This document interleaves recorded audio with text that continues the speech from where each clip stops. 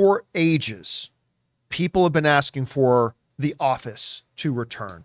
I don't know if you guys remember, Steve Carell, not too awful long ago, was actually hosting Saturday Night Live. And even on that, they had some of the original cast members in the audience, and they had to do a bit on it about that.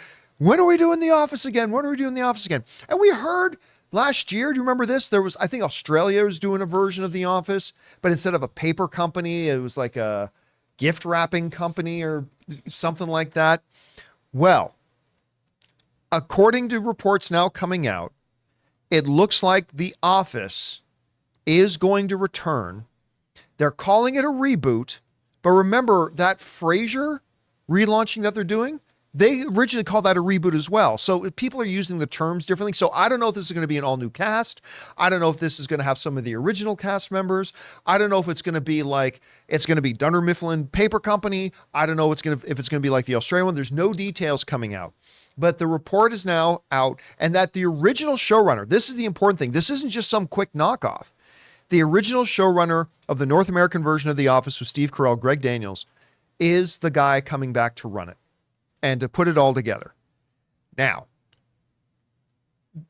I think one of the big key things here determining how excited I'm going to be is this like Frasier in the sense that you're bringing back the main person and maybe one or two cast members will make appearances, whatever. Another show that did something like that recently was the Saved by the Bell, whatever they called it, Saved by the Bell Netflix, where, I mean, it was new characters, but they also had some of the existing characters. Or is this like a pure reboot, like the A-Team movie, where it was just like, it's a whole new bunch of people playing the same roles? I don't know, because listen, The Office tried, I don't know if you remember this, Rob, The Office tried to do 2 spin-off shows. They were developing what was it going to be called? Schrute Farms. Mm-hmm. They were trying to do a Dwight with, what was his cousin's name? Mose. Yeah, cousin Mose. So it was going to be Dwight Schrute. That never actually happened. And then they also tried to do a spinoff with Karen. She was the one played by Rashida Jones. When they tried to do a spinoff of her, that when she left the Dunder Mifflin Scranton office and she went to another branch, they were going to do a spinoff of that branch. That never happened. But people have been asking for this for a long time.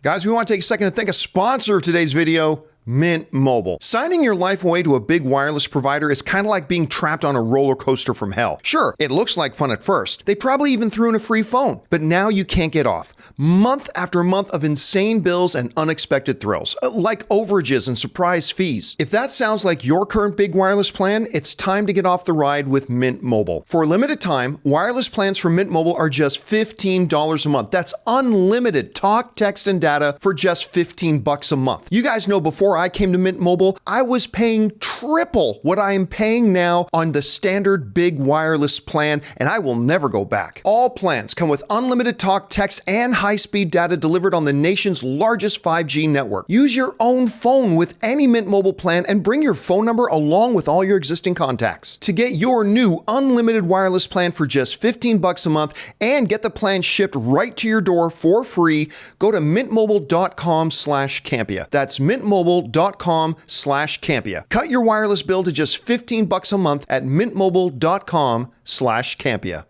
And Rob, I'll tell you what, the thing that keeps me interested here, before knowing whether this is a reboot or a relaunch reboot, whatever it is the fact that Greg Daniels himself is on board. And that gives me some hope that maybe we could have a couple of the actual characters from the original show, whether it's Steve Carell or I doubt we're going to see John Krasinski in there. He's pretty busy these days, but maybe he can pop up now and again. I don't know. What do you think about this news and what stands out to you? Well, look, I mean, being the Office virgin that I am, I would say that the thing about The Office is it's really gone down in history as one of the great comedies of all time. A lot of people will say it's number one as their favorite sitcom ever. 100%. And I think that it's a show that can stay relevant as you know, after the pandemic. Not many people go into the office that used to go into offices. Right. But office life is inherently sort of always, I think, a fertile ground for comedy, at least. And I think that as the times change and as office politics change, the fact that it's comedic doesn't change. And I think that absolutely you could probably keep a version of The Office going until the end of time, really. Yeah. What the show relies on is the talent, the people in front of that camera. Of course, the writing as well. But, I mean, Steve Carell, half of what he did in that show is his face.